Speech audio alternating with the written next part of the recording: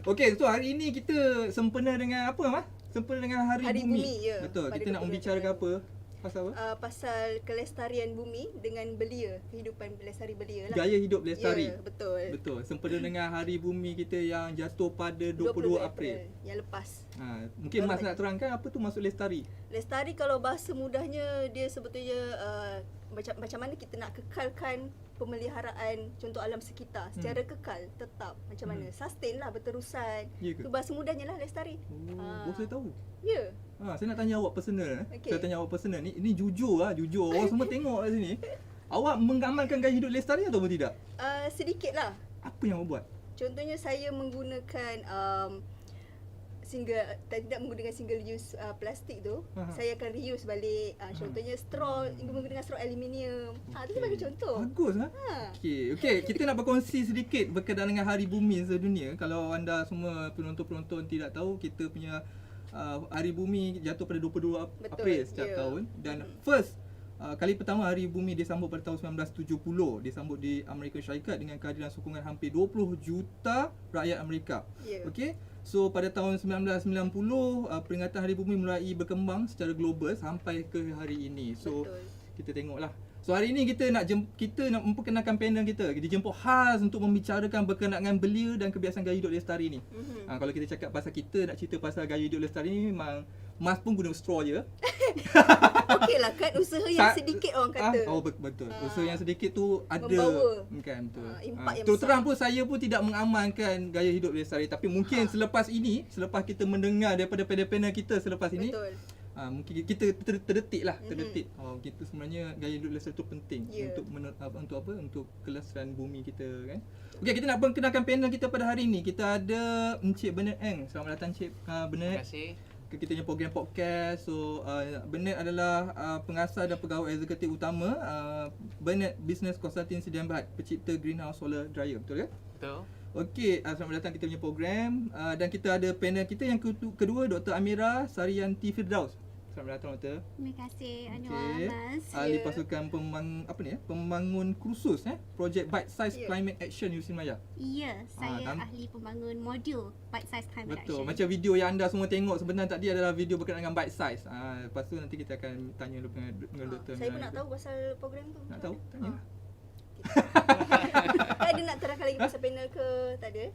Tapi sebelum tu saya nak bagi tahulah, sebab topik kita hari ni sentuh dengan belia. Jadi saya nak bagi tahu statistik pada tahun 2019, jumlah belia di Malaysia iaitu mewakili 46.8%, iaitu bersamaan 15.25 juta daripada populasi hampir separuh daripada penduduk Malaysia. Maksudnya belia ni amat penting untuk semua benda. Jadinya belia ni adalah golongan yang kita sangat menitik beratkan untuk kita pandang, yang akan menggerakkan kita punya contoh hidup lestari. Sebab golongan belia ni yang paling besar. Hampir separuh. Satu lagi golongan belia ni yang aktif. Betul. Kalau kita bercakap pasal golongan belia, dia ada satu majoriti populasi di dunia. Dan satunya belia ni pun golongan yang aktif. Betul. Kan? Kalau kita tengok golongan-golongan yang budak-budak kecil ni tak berapa nak aktif lah. Begitu juga golongan-golongan yang dah senior. Betul. Kan? So yang belia ni sangat aktif. So mungkin sumbangan tu akan lebih banyak lah. Lebih-lebih pasal gaya hidup lestari. Okey. Teruskan Mas. Okey, so kita nak pergi kepada Dr. Amira lah, memandangkan doktor punya background mengenai climate, tadi bite size climate program. Jadi kita nak tahu program tu berkenaan dengan apa, boleh doktor ceritakan sedikit? Doktor? Okey, saya sebenarnya tak sabar nak cerita tentang program ni. Okey, sebenarnya saya ni salah seorang sahaja daripada ahli pasukan dalam rasa 5 orang saintis. Saya bukan saintis, saya bukan pakar, tapi ada 4 orang ahli sustainability ataupun kelestarian yang telah membangunkan satu modul yang kita panggil Bite Size Climate Action. So Bite Size Climate Action ni merupakan modul yang kita kata bite size sebab dia modul yang kecil-kecil untuk mengajar ataupun memberi inspirasi kepada para belia dan sesiapa sahaja yang nak join modul tu. Tak semestinya belia saja ya. Saya yang bukan belia ni pun, saya pun nak belajar juga. Saya pun join juga modul tu. Pandai Anwar dengan lelaki. Tapi tak ada duit raya, sorry. Okay. So balik kepada bite size climate action ni. Ada ahli pasukan dari Universiti Melaya, Fakulti Sastra dan Sains Sosial dan juga Fakulti Sains, beserta juga dengan ahli pasukan dari Universiti Nottingham Malaysia yang telah bergabung tenaga untuk menghasilkan satu kursus yang dipanggil Bite Size Climate Action dan ditaja oleh British High Commission Kuala Lumpur beserta dengan Eco-Nights. Jadi kami ada satu website yang mana anda semua boleh lihat di dalam skrin sekarang ini. Jadi website kita ini merupakan kursus kita, merupakan modul di mana sesiapa sahaja boleh masuk ke dalam website ini dan belajar, bukan sahaja belajar tentang kelestarian dan belajar tentang climate, tetapi belajar tentang bagaimana aksi kita, perkara-perkara yang kita lakukan dalam kehidupan seharian kita ni, bagaimana kita boleh mengubah, bagaimana kita boleh membantu kelestarian climate kita.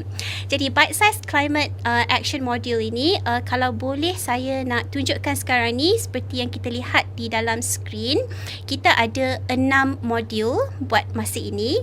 Modul pertama tentang electricity, kita ada modul tentang transportation, modul tentang pemakanan ataupun food, modul tentang perhutanan forest, modul tentang trash, sampah sarap, dan modul yang paling penting sekali, modul tentang change ataupun perubahan apa yang kita boleh lakukan untuk gaya hidup lebih lestari di bumi ini. Jadi sesiapa yang berminat untuk menyertai modul ini boleh terus ke website kami, nanti dipaparkan, saya rasa di dalam YouTube di bawah tu ada ya, dia punya link. Dan kita sebenarnya dia simple sangat. Modul ni pertama sekali masuk ke dalam website tu, kemudian ada satu part dalam modul dalam website ini yang memberi kita maklumat tentang science, the science of climate change. It's like science or climate action, climate change 101. Di situ kita boleh belajar tentang climate change dan bagaimana aktiviti-aktiviti manusia membawa impact ke atas climate change itu. Selepas kita lihat sedikit di bahagian itu, kita boleh terus ke salah satu daripada 6 modul yang ditunjukkan tadi. Dan kalau boleh tunjukkan modul tersebut, setiap satu modul seperti yang saya katakan tadi tu, ada bahagian-bahagian kecil yang sangat mudah, hanya mengambil beberapa minit saja untuk kita ikuti dan kita teruskan. Yang pertama sekali ada quiz. Quiz tu simple, jangan risau, tak ada markah yang akan menyebabkan GPA turun. Kuis tu cuma sekadar nak lihat sejauh mana pengetahuan kita tentang kelestarian dan tentang climate change. Jadi selepas kita ambil pre-module quiz tersebut, kemudian kita boleh teruskan dan pilih salah satu modul yang kita nak mulakan. Mana-mana pun boleh, nak mula dengan electricity boleh, nak mula dengan food boleh, nak mula dengan transport boleh, mana yang kita minat. Dan setiap modul tu bila kita masuk, inilah kelas dia yang kita lihat sekarang ni. Pertama ada video tentang modul tersebut. Video menceritakan tentang, contohnya kalau kita lihat modul change, video menceritakan tentang apakah peranan belia dalam mengubah ataupun dalam mempromosi gaya hidup kelestarian. Video tu pun tak panjang ya, pendek je. Dan selepas video tu kita boleh baca ada berbagai infografik yang kami ada paparkan juga melalui akaun Instagram kami. Selepas tu boleh pergi dan dengar podcast kami. Kami ada satu siri podcast yang dipanggil Bite Size Climate Action, dan di dalam podcast tersebut kita berbicara dengan apa yang kita panggil climate change makers.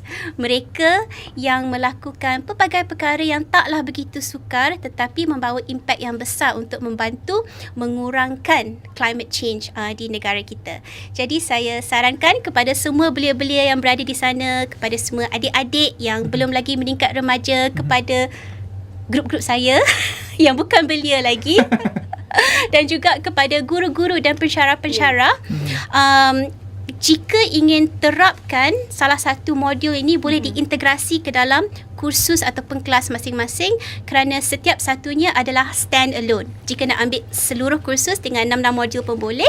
Jika nak ambil satu saja, contohnya jika mungkin ada projek ataupun ada kelas bertemakan tentang pemakanan pemakanan sihat contohnya, boleh lihat ataupun boleh ajak kawan-kawan dan anak-anak murid dan pelajar untuk ambil modul tentang pemakanan tersebut untuk belajar bagaimana pemakanan dan pemilihan pemakanan kita boleh membawa akibat yang buruk ataupun boleh membawa impak yang baik kepada kelestarian dan climate kita. Jadi itu je lah. Semua orang boleh sertai inilah. Betul. Maksudnya Semua doktor, website ni lebih kepada teori bagaimana kita nak mengaplikasikan dalam kehidupan kita, betul? Oh, Mas, terima kasih sangat sebab tanya soalan tu. Tak. Bukan, ini bukan teori ya, ini tentang amalan. Sebab itu nama kursus ni ialah Bite Size Climate Action. Kita ambil aksi. Jadi teori dia hanya sedikit, bukan nak kata sedikit, tapi teori tu kita hanya masukkan untuk menjelaskan kepada sesiapa yang mengambil kursus ini tentang apakah impact sebenarnya. Sebab kadang-kadang kita tak tahu impact. Contohnya kalau kita guna bag plastik yang kononnya dekat bag plastik tu dia kata reusable ataupun compostable, selalunya ditulis banyak. Dia tulis tapi kadang-kadang yang dia tulis tu tak semestinya dia jadi, bila beg plastik tu dah terurai, tak semestinya dia tidak membahayakan bumi. Kita tak tahu. Jadi kita ada juga sedikit dalam setiap modul tu kita selitkan sedikit tentang teori ataupun sainsnya, tetapi yang lebih diutamakan ialah aksi-aksi kecil dan aksi-aksi mudah macam yang Mas buat tu. Bawa tak guna single use straw, guna straw, bawa straw sendiri kan. Jadi banyak aksi seperti itu. Contohnya kita boleh pilih aksi untuk bila kita nak basuh baju contohnya, kita banyak nampak iklan rasanya kan, penuhkan dulu mesin tu baru basuh baju. Bila kita charging komputer, laptop dan sebagainya, bila dah habis charge tu padam Swiss, cabut plug. Very very simple small bite size actions. Dan harap yang kita tak nampak hari-hari dalam kehidupan, tapi benda tu boleh menyumbang kepada climate action. Betul. Yes. Kepada semua penonton-penonton, kalau nak tahu maklumat lanjut boleh rujuk pada website. Nanti kita akan share juga dekat ruangan komen. Rasa nanti kita boleh tengok untuk maklumat lanjut berkaitan dengan program bite size tu. Segala kepada semua penonton-penonton yang baru mengikuti kita, selamat datang kepada program podcast kita hari ini. Kepada siapa yang ingin bertanya soalan kepada ahli panel, boleh ajukan di ruangan komen nanti. So kita kalau ada masa kita akan ajukan soalan tersebut kepada ahli panel kita lah. Okey, so kita nak tanya kepada Bernard sebagai seorang aktivis alam sekitar lah kan. Your punya personal orang kata apa, story berkenaan dengan macam mana you boleh terlibat dalam aktivis alam sekitar ni. Mungkin terdetik suatu hari dulu pernah terdetik kan. So boleh tak you just share secara ringkas? Kalau serah kepada Bernard ni cakap 2 jam pun boleh. Tapi podcast kita sejam je. Okay. Boleh. Terima kasih atas undangan ini daripada UMCAS dan saya amat gembira. Hari ini saya harap hari ini saya adalah satu seorang teladan yang baik untuk orang-orang muda yang menonton sesi ini. Okay, untuk saya punya green journey bermula 13 tahun lalu. Saya adalah seorang student university masa dulu di UKM. Saya belajar kejuruteraan kimia di UKM.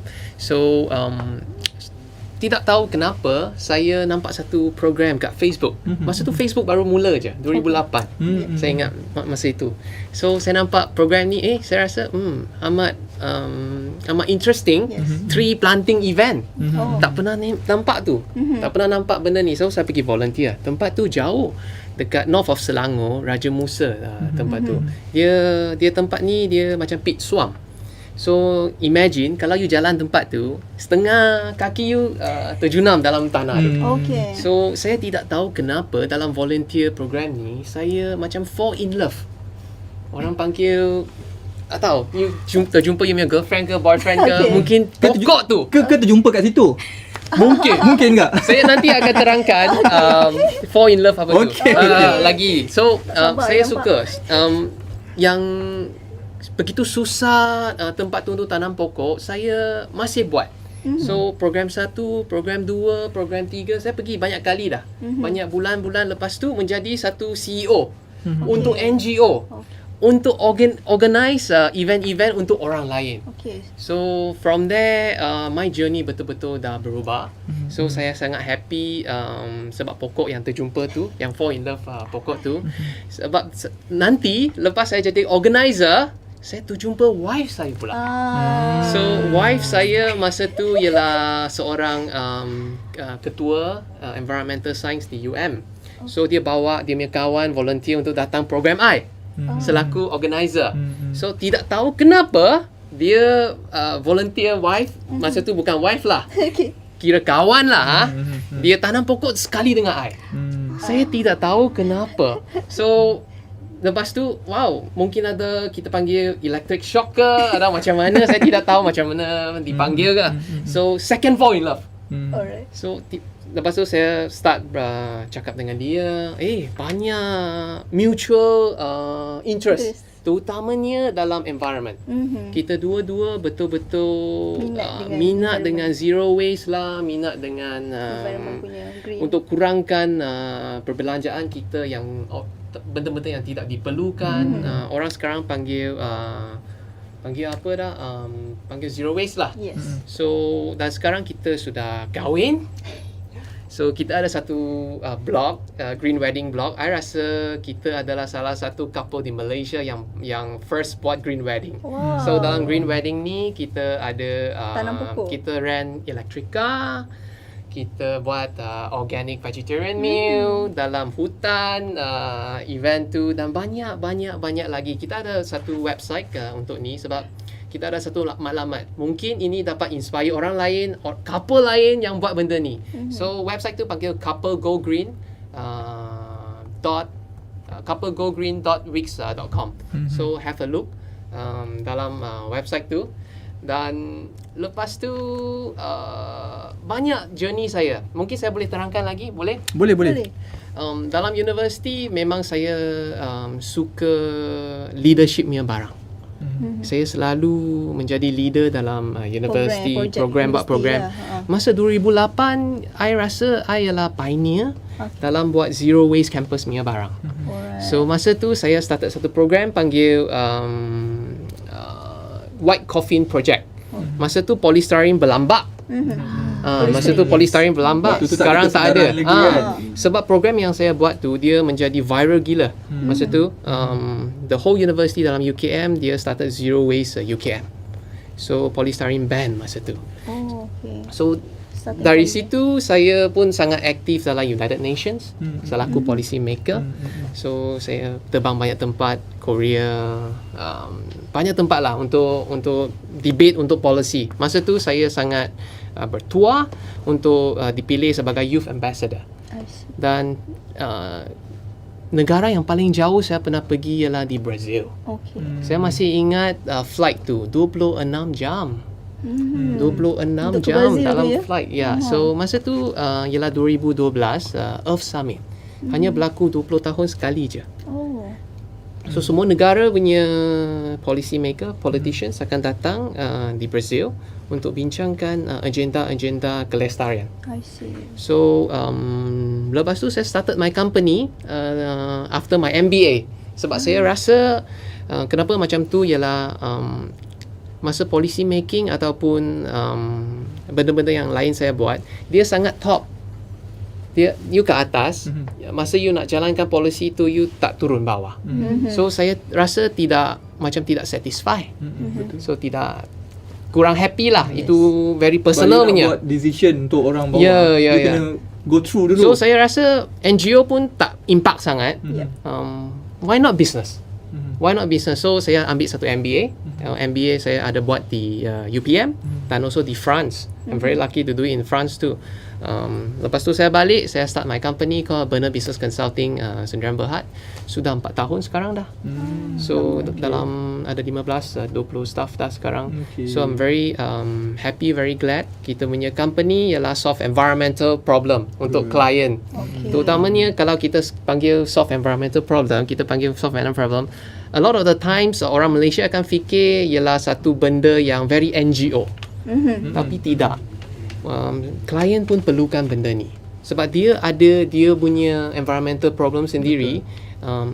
Kerja kita selaku consultant ialah macam mana kita bukan saja untuk create satu solusi untuk mereka, tapi untuk cari duit untuk mereka.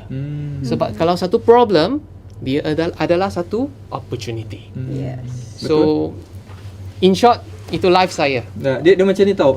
Kalau you belajar untuk menyelesaikan masalah orang lain, benda lain akan datang. Betul. Termasuk bisnes lah. Betul. Betul lah. Itu apa yang saya rasa saya dapat lah. Ya. Mas betul. nampak tu. Bernard jumpa first love dia. Saya rasa juga. Awak boleh try. Yelah, tanam pokok jumpa jodoh kan. Mana tahu. Jadi saya lah tak boleh. perjalanan sebagai aktivis tu bermula daripada universiti lagi ada actively dengan program environment. Tanam pokok tu kira turning point lah kan. Yes, turning point. So Betul. Ke awak janganlah umum secara live hari ni. Yelah. Okey.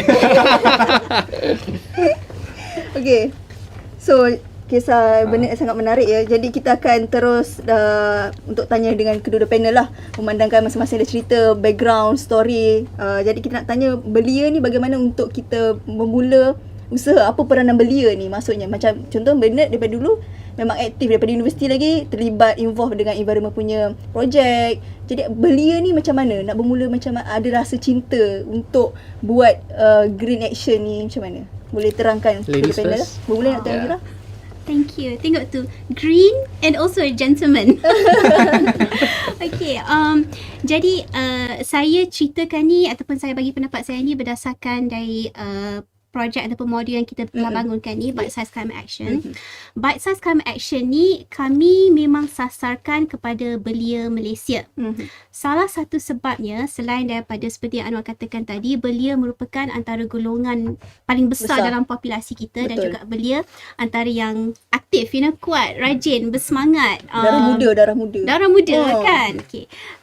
Selain daripada itu, kita tahu yang belia ni, dia especially belia yang mungkin dah meningkat remaja, dah mungkin dalam umur 17 hingga 25 begitu, dia punya network tu besar. Jadi jika seorang orang muda melakukan sesuatu, katakan dia cuba untuk mempraktikkan gaya hidup lestari, ataupun dia cuba lakukan satu benda je lah dalam gaya hidup lestari, katakan dia cerita dengan kawan-kawan dia semua, dia pergi shopping, dia bawa beg sendiri. Jadi benda tu kalau katakanlah dia masukkan dalam Instagram dia ke, ataupun dia cerita kat kawan-kawan dia ke, benda tu kawan-kawan tu mungkin akan mengikuti gaya dia.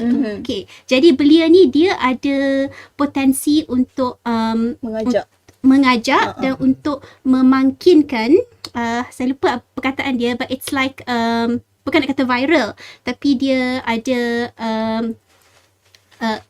dia akan influence orang, dia akan influence ramai orang. Yang ramai orang tu pun kawan-kawan dia belia akan influence yang lain juga.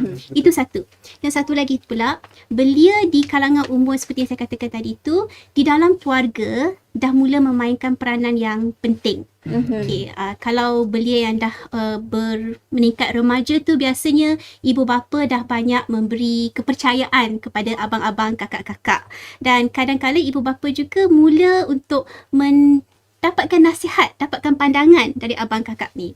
Dan mereka juga ada peranan di dalam rumah di mana mungkin mereka bantu untuk jaga adik-adik, ataupun bantu untuk shopping, bantu untuk bayar bil.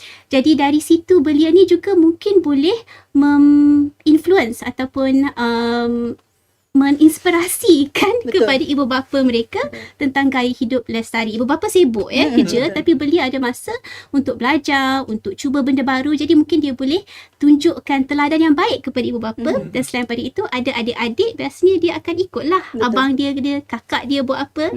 Jadi dari situ kita tahu yang belia ni sebenarnya impak dia dan juga potensi dia untuk melakukan perubahan itu sangat besar. Bukan sahaja untuk diri sendiri, tapi dia boleh influence orang lain juga, kawan dan juga keluarga. So saya setujulah dengan penggunaan social media tu. Macam Cik Noam, sekarang belia suka untuk menggunakan social media untuk dia promote. Contoh macam tadi yang macam Kak Amira cakap, gunakan beg pergi ke shopping ke. Jadi bila dia letak dalam dia punya social media, orang automatik macam nak ikut. Benda ni bagus. Dia macam pengaruh rakan sebaya. Pengaruh rakan sebaya. Kadang-kadang belia ni dia lebih dengar kawan-kawan dia daripada mak bapak dia. Awak sekali kan ni? Sikit lah. Saya bawa benda yang baik untuk sampaikan. Contohnya, so pengaruh rakan sebaya tu amat kuat, betul lah. So bila seorang buat benda baik, akan terikut dengan kawan-kawan ataupun persekitaran dia. Jadi menggunakan platform yang betul lah. Itu yang Dr. Amira nak sampaikan. Bennett, kalau ada nak tambah? Untuk saya ialah just do it. Simple, just do it. Menjadi satu teladan yang baik itu adalah sangat penting, sebab kita mesti tahu kita tak boleh ubah orang. Betul. Kita tak boleh ubah orang selain kita. Kita sendiri, which is me. So macam mana melalui aktiviti-aktiviti ataupun bite size actions yang kita buat menjadi satu teladan yang baik. Mungkin saya boleh terangkan macam mana saya menjadi satu teladan baik dalam keluarga saya. Okay. So dulu saya duduk dengan mak dengan ayah saya. So sekarang dah tak sama dah sebab berkahwin dah. Okay. So masa tu mak dan ayah memang tak green langsung. Mereka tidak lestari langsung. Dalam rumah banyak sampah. Yes. Sampah itu paling besar punya benda yang dibuang. So apa yang paling banyak dalam sampah ialah wet waste. Ya, wet waste maksudnya kalau kita masak kat rumah, sisa-sisa. kita ada sisa makanan, ikan ke, ayam ke, terpulang. Apa tu. So saya bermula dari situ. So yang paling susah dibuat ialah composting. So macam mana kita nak start composting? Melalui satu composting tong. Masa tu saya sangat berjumpa Econix. Econix dia ada satu tong biru tu. Sekarang dia bekerjasama dengan banyak majlis lah. Majlis kadang-kadang ada bagi free. Kalau tidak, you boleh DIY, boleh buat sendiri compost bin you. So apa yang you boleh buat ialah daripada kalau you sudah ada compost bin, you buangkan semua sisa-sisa makanan yang organik.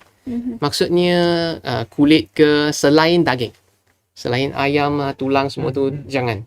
So you boleh terus buang kat dalam compost bin tu. So untuk saya, macam tadi saya sudah share, saya suka tanam. Saya tanam sayur banyak kat rumah. Semua jadi baja. Yeah, so in short, saya punya rumah sebenarnya saya tak beli sayur dah. Saya semua sayur kat rumah aja. So compost tu sebenarnya dia adalah baja. Yes. Baja yang sangat organik. So saya dari situ keluarga saya nampak sayur tu dapat bermanfaat kepada mereka. Mereka dapat makan organik sayur dan dia punya habit, dia punya behavior sudah berubah. So dia nampak ini dapat tolong mereka. Betul. Mereka buang sisa makanan bukan di tong sampah dah sekarang. Buang dalam compost bin tu. So itu salah satu contoh saya rasa belia-belia sekarang boleh praktikalkan, boleh buatkan.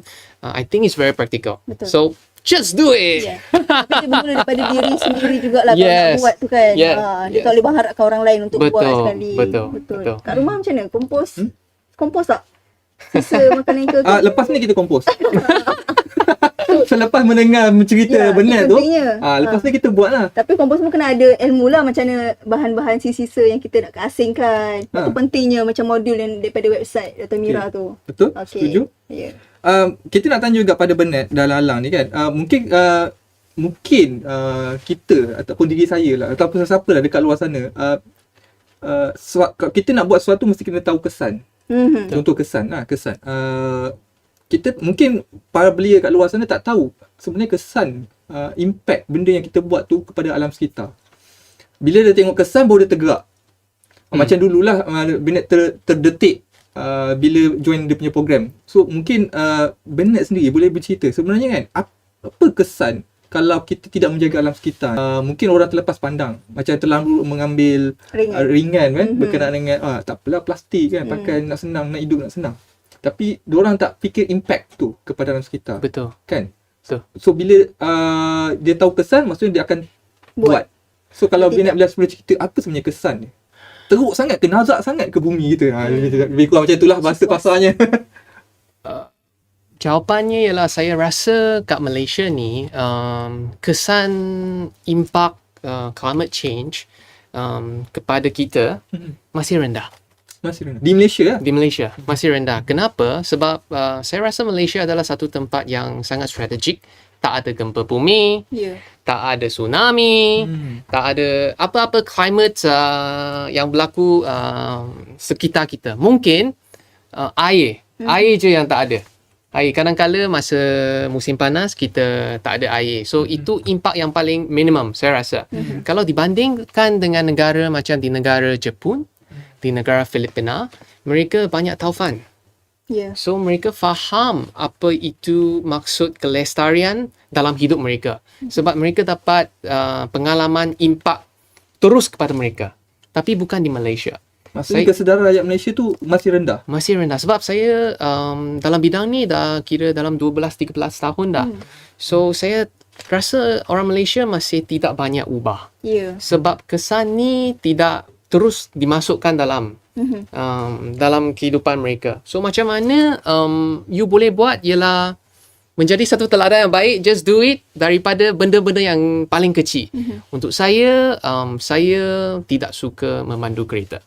Itu impak besar sebab kereta ni dia banyak keluar asap yang very nasty. Carbon dioxide ke, nitrogen oxide ke dan terpulang. So benda-benda ni akan create acid rain. Betul. Acid rain ni dia akan buat banyak kecoh lah sebenarnya untuk persekitaran kita. So macam mana saya buat ialah saya naik LRT untuk pergi ke kerja. Public transport lah. Ya, public transport pergi ke kerja. Itu salah satu benda-benda yang kecil untuk kurangkan your carbon footprint, kita panggil. Menjadi satu teladan yang baik untuk hidup dalam low carbon lifestyle. Betul. Ya, so itu yang penting. So maksudnya kesedaran rakyat Malaysia masih di tahap yang rendah. Disebabkan kesan tu tidak berlaku directly. Kan? Betul. Di Malaysia lah. Tetapi sebenarnya kalau kita tengok negara-negara lain dah banyak berlaku. Betul tak? Betul. So kalau kita tengok macam mana kaedah kita nak meningkatkan kesedaran ni? Ada ke program-program? Ataupun macam Bitesize dah buat platform yang Bitesize tu buat? Ataupun ada ke program-program yang lain yang mungkin bermula daripada awal lah. Daripada di peringkat sekolah rendah mungkin yang kita letakkan kesedaran tu. Mungkin Dr. Amira pun boleh nak ulaskan berkenaan dengan pendidikan daripada peringkat sekolah rendah. Pendapat tu je lah berkenaan dengan yang saya bukan dalam bidang pendidikan, tapi yang saya tahu di sekolah memang ada, contohnya kalau ada subjek bahasa Melayu ataupun subjek sains, saya tahu memang ada diterapkan sedikit tentang environment, tentang kelestarian, tentang mungkin bukan climate change, tapi tentang pentingnya kita menjaga bumi kita ni. Betul. Okay, jadi saya rasa itu salah satu daripada usaha yang baik. Saya tahu memang kementerian memang ada cuba melakukan usaha-usaha seperti itu. Tapi saya rasa pada waktu yang sama, budak-budak ni kadang-kadang kalau benda dia belajar kat sekolah tu dia bukan nak ikut sangat. Betul lah tu. Jadi yang lebih habis kat penting situ je. habis kat situ kan. Jadi yang pentingnya saya rasa jika persekitaran kita, mungkin media kita, mungkin selebriti influencer kita, jika mereka boleh menunjukkan gaya hidup lestari, contoh yang baik, teladan yang baik, saya rasa itu yang mungkin yang lebih mudah lagi rasanya untuk mempengaruhi golongan muda. Betul. Saya nak tambah. Boleh. Untuk saya rasa orang muda sekarang just do it. Ya, simple. Lepas just do it, next step dah. Okay. Itu step saya rasa yang paling banyak orang akan putus asa. Yes. Which is don't give up. Ya, untuk teruskan usaha, kekalkan usaha, dapatkan manfaat daripada bite-size action yang you buat dalam kehidupan you. Sebab untuk go green sebenarnya banyak manfaat. Betul. You dapat jimat duit kalau you buat betul-betul. Sebab composting tu you macam tadi saya share, you tak payah beli baja dah. Itu benda-benda kecil, nampak kecil, tapi kalau you buat dalam setahun mungkin ratusan ringgit dah. You dah jimat. So itu satu. Kedua ialah macam mana Go Green Action ni dapat tolong you punya health, kesihatan you. So macam saya makan sayur organik ni, ini kesihatan tu. Sebab saya tahu mana sayur ni ditanam. Apa baja saya yang bubuh. Betul. Saya tahu benda ni. Tanam sendirilah. Tanam sendiri. So benda-benda ni dia tak nampak direct. You perlu usaha. Betul-betul usaha, jangan give up, #never give up. Don't give up. Don't give up. So lepas just do it. Another hashtag is never give up. So itu paling penting untuk saya dalam solusi alam sekitar. Betul. Jadi kalau kita buat sendiri benda tu, cycle-nya nampak lebih jimat kan. Di samping kita dapat mengurangkan pollution, ekonomi kita pun lebih terjagalah kan. Betul. Kalau kita tanam sendiri semua tu. Tapi Mas, saya tertarik juga pasal yang kata sayur organik tadi. Kita hidup kat KL, mana yang ada rumah atas tanah? macam mana tu? Adakah sebab kesukaran untuk mendapat bahan organik tu menyebabkan rakyat Malaysia ni lebih memilih benda yang tak organik lah. Beli je. Bukan kat Malaysia kan, bukan semua orang berumah yang ada tanah untuk bercucuk tanam kan. Lelaki kat Malaysia. So apa komen Bernard pasal kalau kita tengok human nature ni, kehidupan manusia ni, kalau kita tengok dalam, kita suka benda yang senang. Betul. Kalau benda yang susah sikit, kita senang, susah lah. Plastik senang lah. Ya, polystyrene senang lah. Pergi tapau, nak ambil mangkuk tingkap buat apa. You know, benda-benda. basuh sendiri betul? Ya, mau basuh lagi. Basuh susah. sendiri betul? Okay. So, kalau boleh, buat je. Buat je Ya, buat je. So, you perlu ada satu, kalau you buat je, dia akan menjadi satu habit. You akan biasa benda ni, dan automatik, you nak keluar pergi beli barang, you akan bawa you punya bag. You akan bawa you punya mangkuk tingkat, Tupperware dan sebagainya. Betul. Itu yang boleh. Kalau saya boleh tambah sikit Boleh. tentang Boleh, silakan. just do it. I mean, I think that's a really good advice. Just do it. Don't overthink it. And Betul. as you said, kadang-kadang gaya hidup kelestarian ni, nak melestarikan gaya hidup tu, nak sustain tu, kadang-kadang dia jadi satu cabaran. Betul. Saya sendiri dalam 10-15 tahun yang lalu, saya lebih berusaha untuk cuba hidup gaya lestari. Saya cuba untuk kurangkan aircon. Saya cuba kalau keluar mana-mana, saya bawa Bag sendiri. bag sendiri. Saya bawa Ya, tu Tak apa. Kita tak nampak. tak apa. Itu rahsia yang Cerita lebih sini. So, tapi kadang-kala bila kita dah jadi sibuk, bila tekanan hidup, kita nak benda macam Bernard cakap tadi lah. Kita nak benda yang senang. Kita nak benda yang convenient. Kita nak benda yang cepat.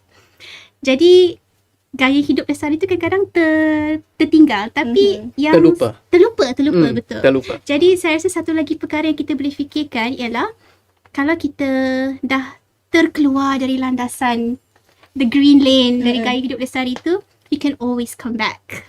Kan? So, Masih ada masa lah. Masih ada masa. Masih kalau katakan dah 1 tahun saya bawa beg plastik, saya tak bawa beg pergi shopping, tak apa, saya mulakan balik semula. Saya bawa beg. So, you can start small and cuba balik. Saya sendiri pun sekarang ni dalam usaha untuk cuba nak terapkan balik gaya hidup lestari yang pernah saya alami dulu.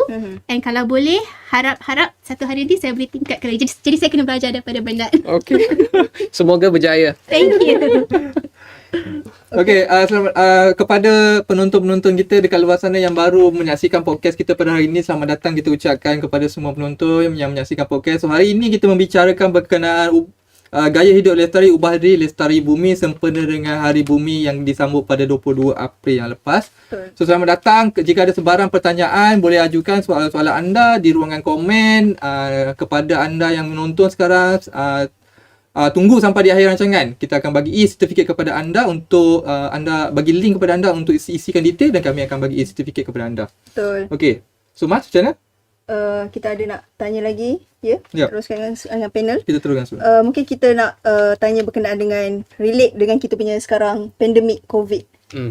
Bagaimana COVID ni relate dengan kita punya environment. Contoh semasa PKP 1 dulu, kalau kita dapat lihat semua orang duduk di rumah dan kita punya environment pulih.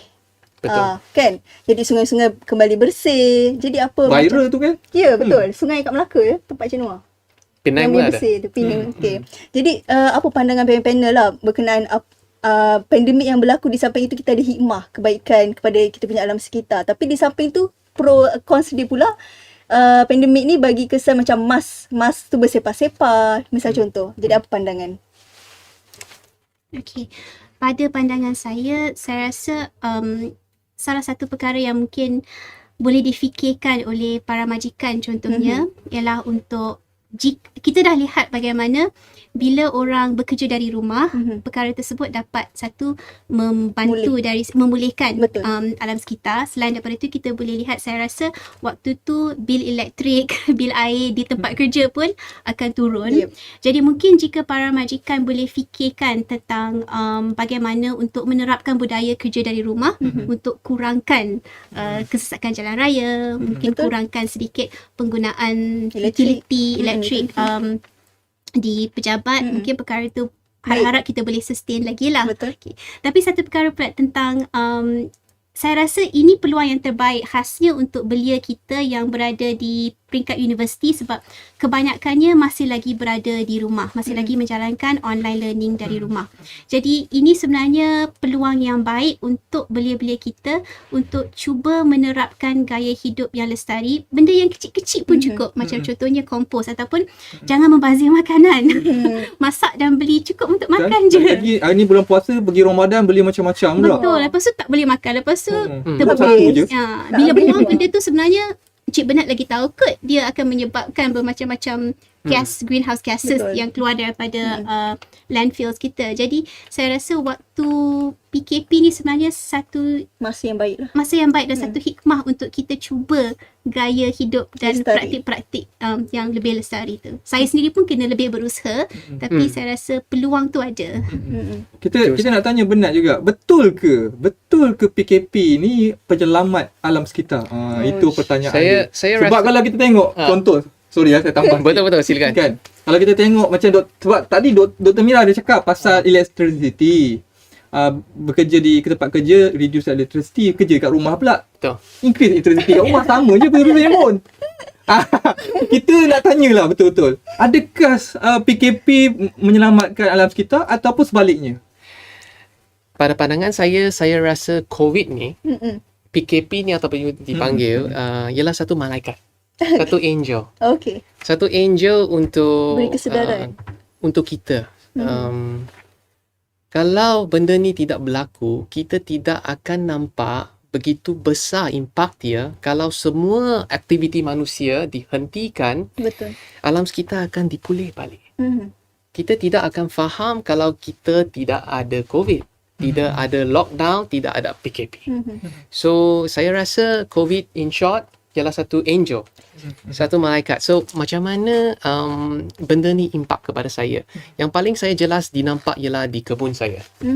Masa PKP tahun lepas bulan 3 kan, saya nampak dalam kebun saya nampak paling banyak lebah.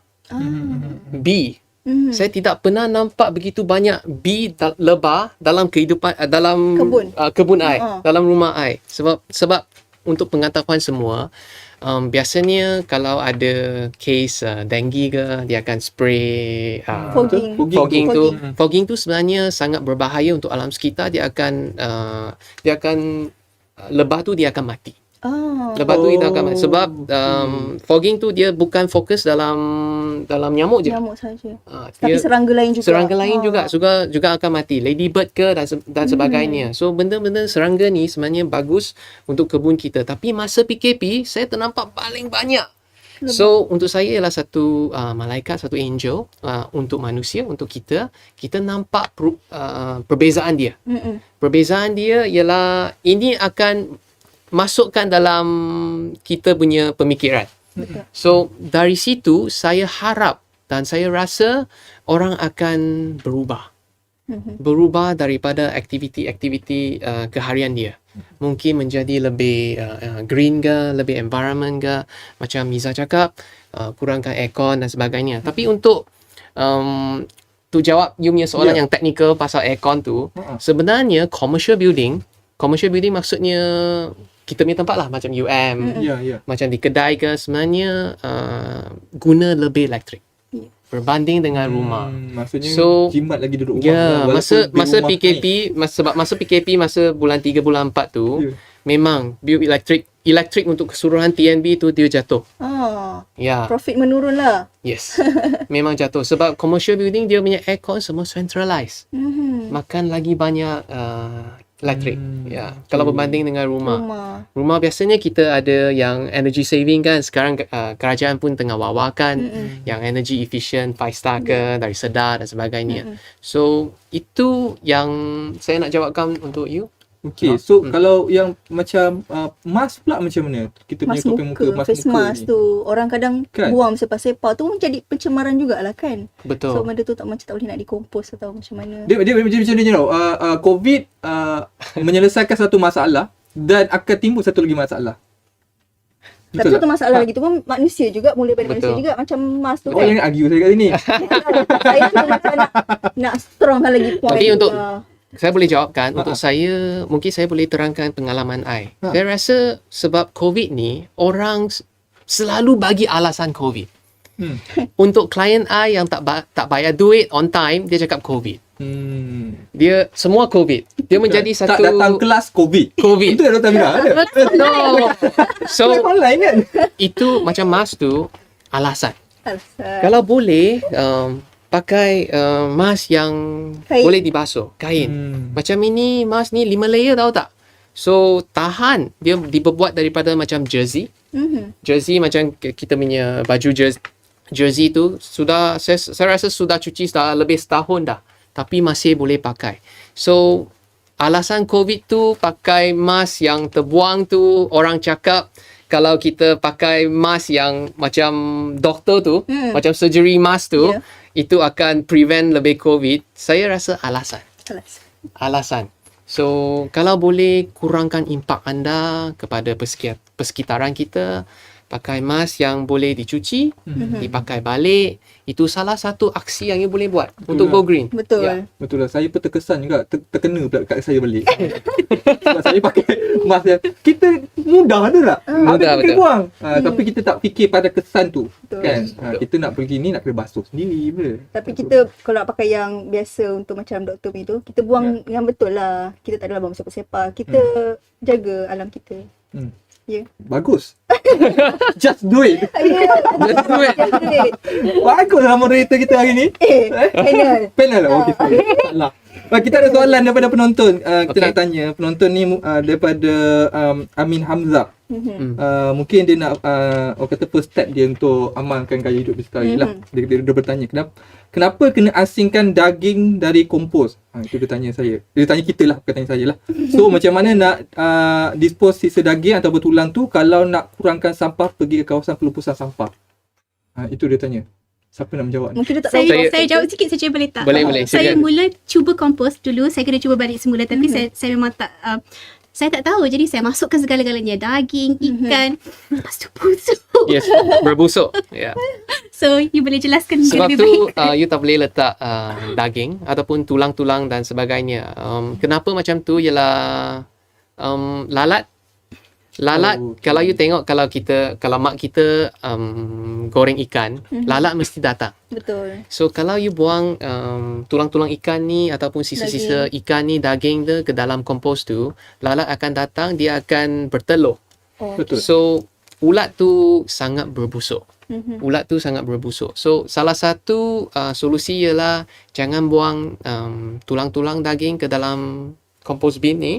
Apa yang you boleh buat ialah, untuk saya terjumpa satu solusi baru, ialah korek lubang sangat dalam. Lepas tu buangkan tulang ikan kat dalam je. Biar saja. Dalam tanah. Ya, dalam tanah. Sedalam mana tu agak-agak lah. Terpulang you, kalau you rasa you boleh Korek buat dalam lagi dalam. bagus. Sebab kalau kita tak buat dalam sangat, dalam tanah, Bau. mungkin ada tikus ke, Oh, ada haiwan. anjing ke, haiwan ke dan sebagainya. So itu salah satu solusi dia. Tapi saya ada kedua. Macam tempat macam di IKEA dia sebenarnya dia kumpulkan sisa-sisa daging ni. So you boleh buang kat sana. Tapi it's free. Alright. So you boleh buat, mereka akan settlekan benda ni. Yang saya tahu, tulang-tulang ikan ataupun daging-daging ni dia akan dikisahkan menjadi kecil-kecil. Lepas tu to feed a farm called a black soldier fly farm. Okay. So black soldier fly farm is a food waste solution. So company I pun ada buat benda ni. Yes. Doktor nak tambah ke? Tak ada, saya cuma kagum dengan Oh. apa yang cikgu nak ceritakan tu. Oh, okay. Ya, you boleh nanti saya boleh komenkan dan bagi link untuk budak Student student audience punya untuk student, tengok. ya. Okay. Terima kasih, bagus, soalan bagus. So, soalan yang bagus. Saya harap berjawablah soalan tersebut. Ada lagi satu soalan. Memandangkan tadi kita bercerita pasal mask. Kan, topeng. Okay. So, ada juga yang bertanya soalan daripada Muhammad Aiman ni. Dia kata, tapi mask kain tu tak disaran oleh KKM. betul ke mas kain tu tidak disarankan oleh KKM ke macam mana? So itu soalan dia lah. Iza? Saya tak boleh nak jawab. Kan benar ke macam mana? Adakah ada mas yang kita pakai selalu tu disarankan oleh KKM ke ataupun mas kain tak ke macam mana? Sebab itu yang kalau komen lah. Saya tidak tahu. Untuk saya, saya percaya diri sendiri lebih. Ya, saya lebih percaya diri sendiri. Kenapa? Saya ada buat saya punya penyelidikan.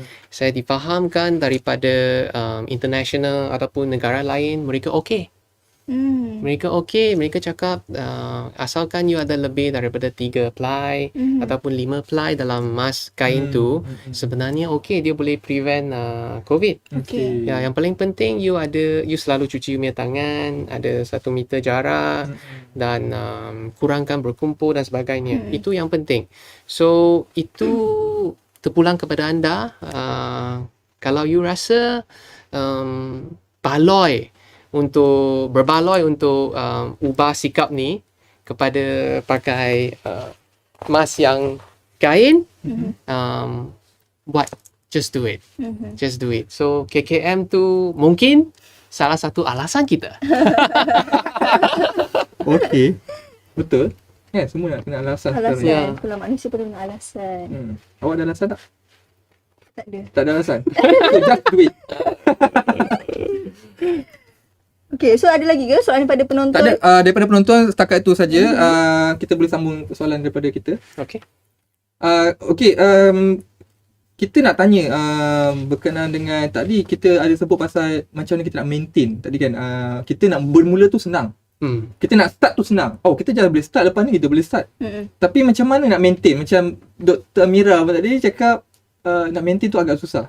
Ada tips ke daripada Bernard sendiri ataupun Dr. Amira sendiri ada tips ke sendiri macam untuk personal, aku nak ada ini cara aku untuk maintain? Ada ke cara untuk macam Bernard dah terlibat dalam aktiviti-aktiviti sekian lama, macam mana you maintain still continue this apa yang you buat sekarang? Ada tips ke untuk tu? Dr. Amira, you ada tips ke kalau sebelum ni? Okay, saya tak ada tips, okay?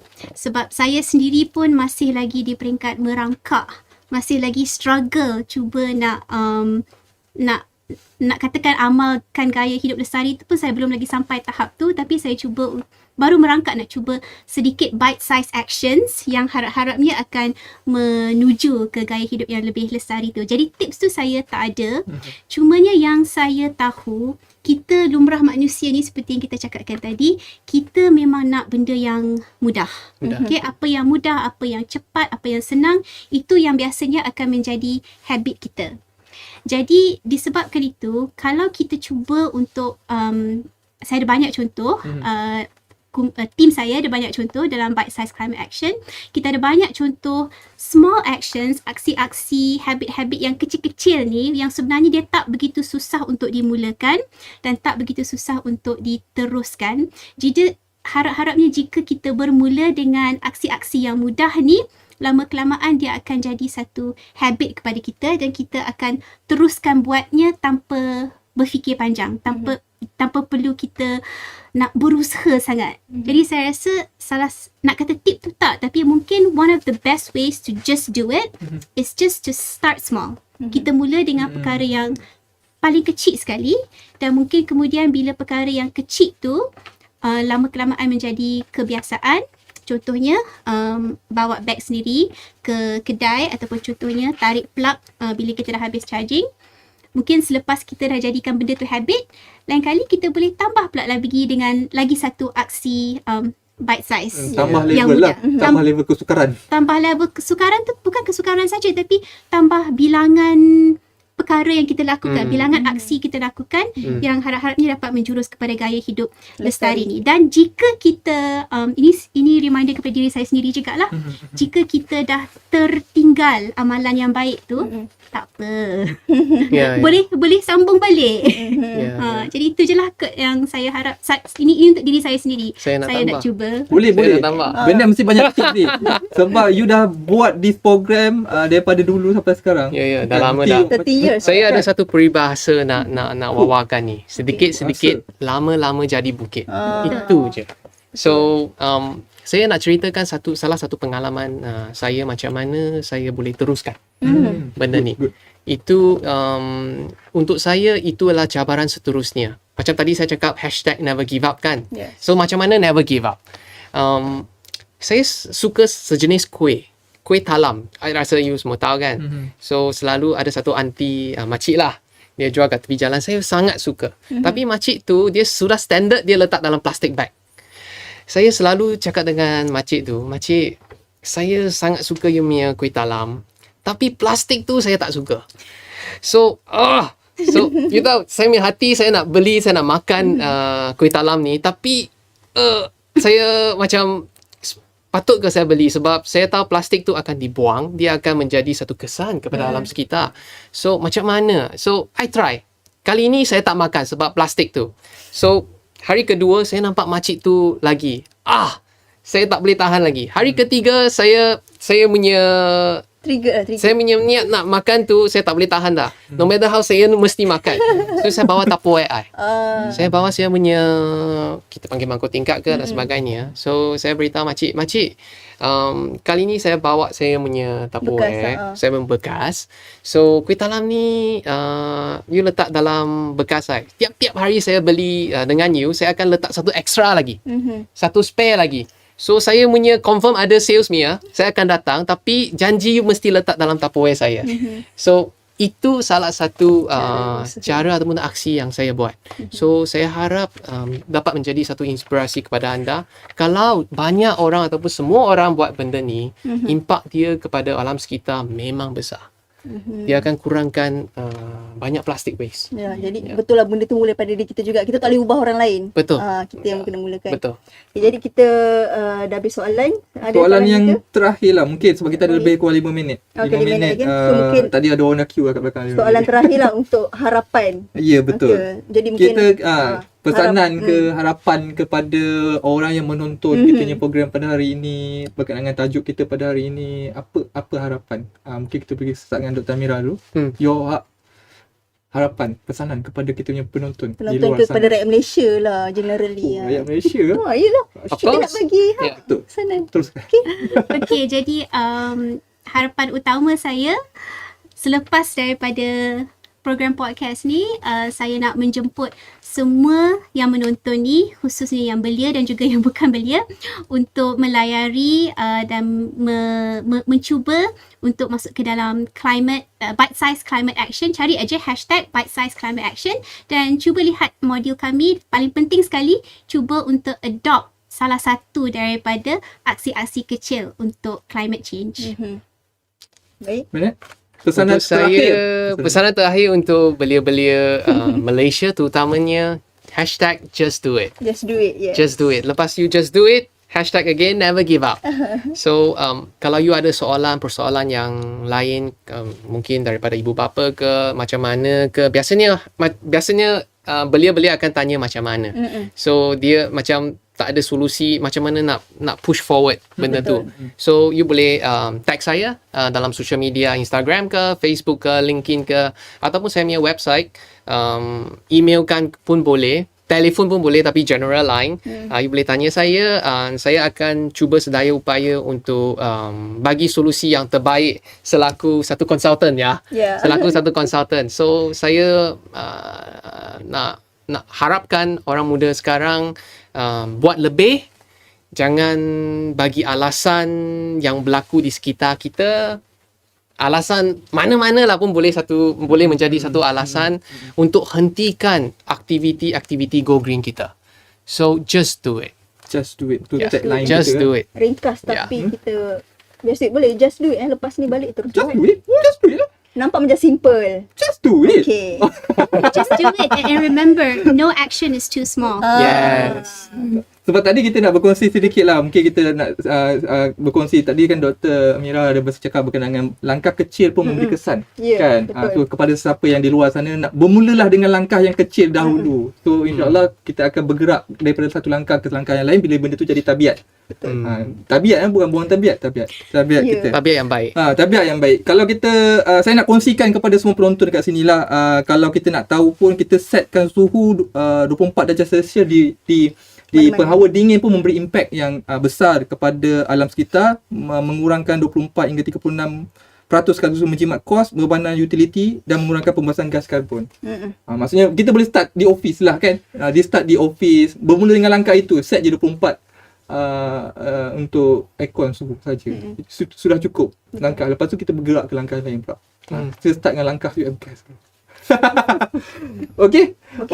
So saya rasa sampai situ saja program podcast kita pada hari ini. So terima kasih kepada ahli panel kita, terima kasih kepada Bernard, terima kasih kepada Dr. Mira sudi datang ke our studio untuk program podcast kita pada kali ini. So kepada penonton-penonton di luar sana, terima kasih kita ucapkan kepada anda yang setia menunggu sampai di akhir rancangan, terus menyokong program podcast kita sampai pada bulan hadapan dan bulan-bulan yang seterusnya, insya-Allah. Tak kisah siapa moderator kat sini lah.